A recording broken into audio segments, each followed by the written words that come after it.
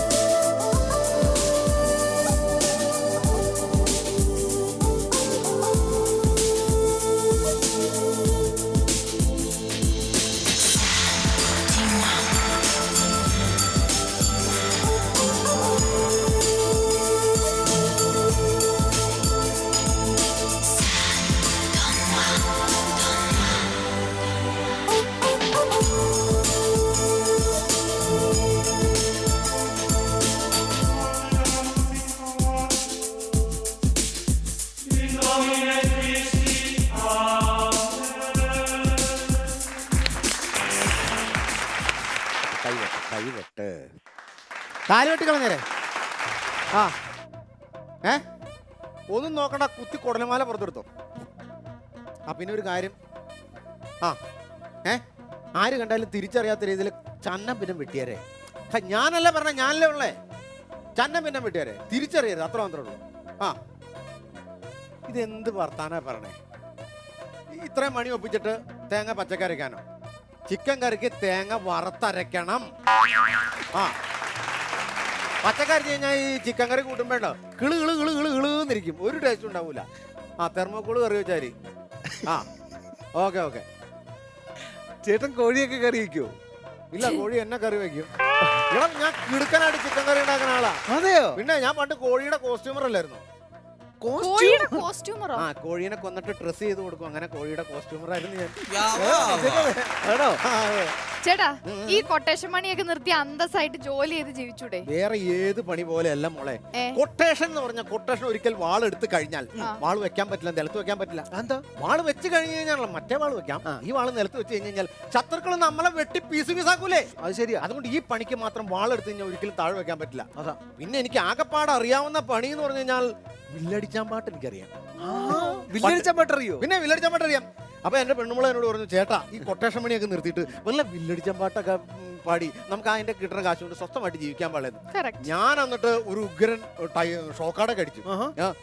പഴങ്കഞ്ഞി Binu proudly presence villadichan പാട്ടുന്നു ഒരു ഷോക്കാടൊക്കെ അടിച്ചു. ശരി, ഗുരുത്വദോഷം പറയല്ലോ. ഇഷ്ടം പോലെ പ്രോഗ്രാം ചെല്ലുന്നോടത്തൊക്കെ പരിപാടി ഭയങ്കര വിജയം. ഇങ്ങനെ ഞാനൊരു ദിവസം ഒരു അമ്പലത്തിൽ ഇങ്ങനെ പരിപാടി ഇങ്ങനെ നടത്തിക്കൊണ്ടിരിക്കുന്ന സമയത്ത് ഭയങ്കര വിജയം. എനിക്ക് ഹാരം കയറി ഞാൻ ഓഡിയൻസിൽ നോക്കിക്കഴിഞ്ഞപ്പോഴേ എന്റെ ശത്രുക്കൾ പണി തരാൻ വേണ്ടി ഫ്രണ്ടിൽ തുണി പോലും ഇടാതെ അവിടെ ഇരിക്കുന്നു. ഞാൻ ഞെട്ടിപ്പോയി. ഞാൻ എന്നെ ശിഷ്യനോട് ഇങ്ങനെ കണ്ണുകൊണ്ട് കാണിച്ചപ്പോ ശിഷ്യൻ വന്ന് ചേട്ടനോട് പറയാ, ചേട്ടാ പണി വരുന്നുണ്ട്, ചേട്ടനെ ഓമാർ ഉറക്കൂന്ന്. ഞാൻ പറയുക നേരെ സ്കൂട്ടായി സ്റ്റേജിന്റെ ബാക്കിലേക്ക്. അവന്മാര് തല്ലാൻ വന്നു കഴിഞ്ഞാൽ നമ്മളെ തിരിച്ചു തരണമല്ലോ.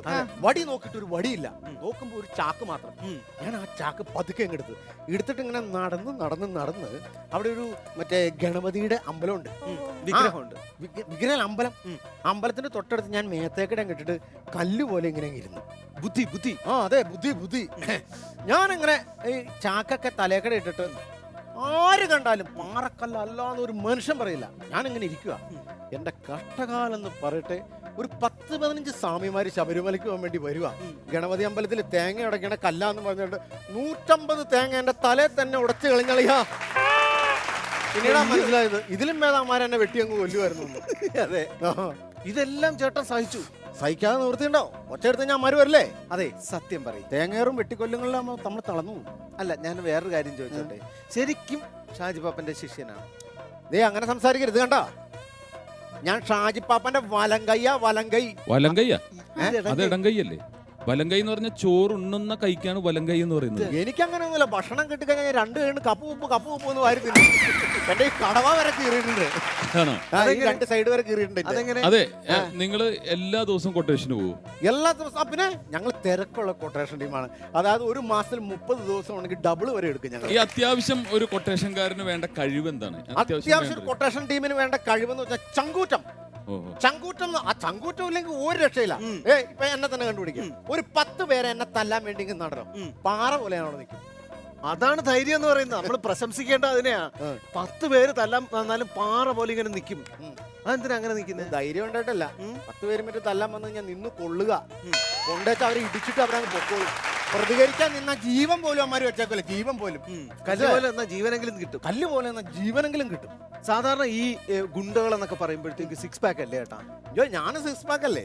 ചേട്ടന്റെ വയറൊക്കെ കാണാമല്ലോ. ഇത് വയറൊക്കെ ഉണ്ടല്ലോ. അയ്യോ, ഇത് 6 പാക്ക്, ഇത് വയറല്ല. പിന്നെ കുടവയറല്ലേ ഇത്? പിന്നെ നെഞ്ചത്തെ മസൽ അഴിച്ചിട്ടാണ്. ആവശ്യം വരുമ്പോ ഞാൻ തട്ടി തോളെ കയറ്റും. വേണോ? വേണ്ട. സമയം എന്നായി? സമയം അറിയാം. ഒരു 11 കാലമായിട്ടുണ്ട്. 11 കാലം. ദൈവമേ, 10 മണിയുടെ പഴങ്കഞ്ഞി കുടിച്ചില്ല. സത്യം പറ, എവിടെ പഴങ്കഞ്ഞിരിക്കണേ? അവിടെ ആവാത്ത ആണോ? ശരി. പിന്നെ ഷാജി പാപ്പാൻ ഇവിടെ വരുമ്പോ നിന്നെ ഇവിടെ കാണണം. പഴങ്കഞ്ഞി ഞാനങ്ങനെ കുടിക്കാൻ പോകുമ്പോ നീ ഇവിടെ നിന്ന് ഓടി രക്ഷപ്പെട്ട മോനെ ഓടിച്ചിട്ട് ഞാൻ വെട്ടും. മനസ്സിലായോ? വയലും വായിക്കണേ ഇങ്ങനെയൊന്നും കാണിച്ചു കഴിഞ്ഞാൽ തല താഴെ കിടക്കും കേട്ടാ. ഷാജി പാപ്പന്റെ കാവൽനായല്ലേ? കാവൽനായ ആ അപ്പൊ പറയാൻ വിട്ടുപോയി. അത് അങ്ങനെ ഷാജി പോണ്ടേ? പാപ്പാന്റെ കാവലനായിട്ട് ഞാൻ പുറത്തുണ്ടാവും കേട്ടോ. ഓർമ്മിപ്പിച്ചത് നന്നായി. ഇല്ലെങ്കിൽ പാപ്പനോട് ഞാൻ എന്നാ സമാധാനം പറയണം. മാറികളെ വെട്ടി പുളക്കം ഞാൻ. എവിടെ പിളർപ്പ്? ആ